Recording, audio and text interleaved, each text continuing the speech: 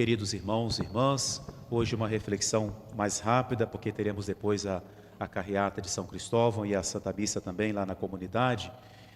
No Evangelho de hoje, Jesus, mais uma vez nos falando do reino de Deus, do reino dos céus, nos apresenta essa parábola tão rica de sabedoria, tão rica de ensinamento para a nossa vida, para o nosso dia a dia. Nós encontramos na nossa vida esta grande dificuldade.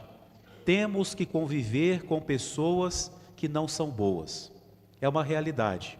Há pessoas mais ou menos, há pessoas ruins, há pessoas perversas, e nós temos que conviver com todas as pessoas. E pode nos vir a pergunta, de onde que vem esse tipo de comportamento? Jesus responde no Evangelho, foi o inimigo que fez isso. O mal que existe no mundo é fruto do pecado, é fruto do demônio inimigo de Deus.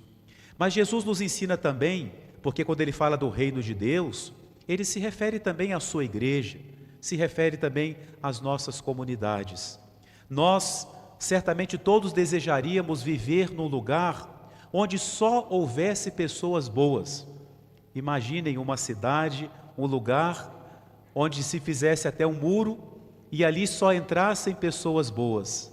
Mas isso seria um grande problema, porque talvez nós não poderíamos entrar.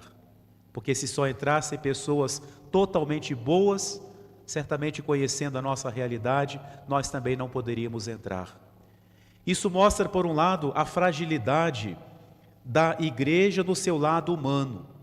Sempre vai haver problemas, sempre vai haver pessoas que não vivem como deveriam viver a sua fé, mas isso não tira toda a força da igreja, porque a sua força não está na parte humana, mas está exatamente na parte divina, na assistência de Cristo, na assistência do Espírito Santo.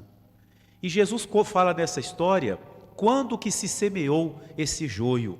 Enquanto os empregados dormiam. Já disse um escritor que a força dos maus é a negligência dos bons.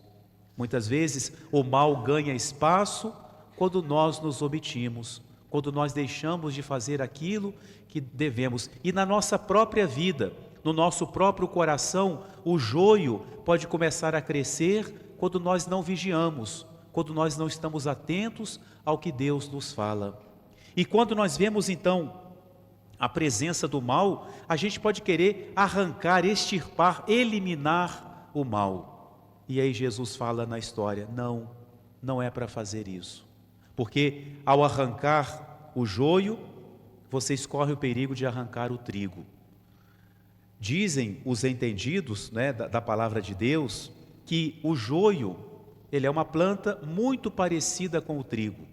Quando ele nasce, não dá para diferenciar. Quando é que se percebe a diferença do trigo e do joio? Quando vêm as espigas. A espiga de trigo é grande, carregada de grãos. A espiga do joio, como se diz na roça, é xoxa, não tem grãos, é vazia. E aí se repete o que Jesus já disse em outro lugar do Evangelho, pelos seus frutos os conhecereis. Deus não se contenta com a aparência. Deus não se contenta com palavras, Ele quer ver na nossa vida, na nossa conduta, os frutos, ou seja, a nossa vida coerente com a nossa fé. E então é quando se manifestam essas atitudes que se percebe a diferença do trigo e do joio. Mas Jesus fala assim, não arranquem o joio, porque senão vocês podem arrancar também o trigo junto. E a gente podia se perguntar, mas se já tem o fruto, se já se percebe a diferença, por que vai arrancar o trigo ao arrancar o joio? Será que não dá para ver que aqui é joio, aqui é trigo e separar somente o joio? Mas não é isso que Jesus quer dizer. O que Jesus quer nos dizer é que aquilo que hoje é joio, amanhã pode ser trigo. E por isso que ele fala, não arranquem agora, porque vocês podem, arrancando o joio, arrancar o trigo. Ou seja, nós podemos mudar, as pessoas podem mudar. Uma pessoa que hoje não tem uma boa conduta, amanhã ela pode ser diferente.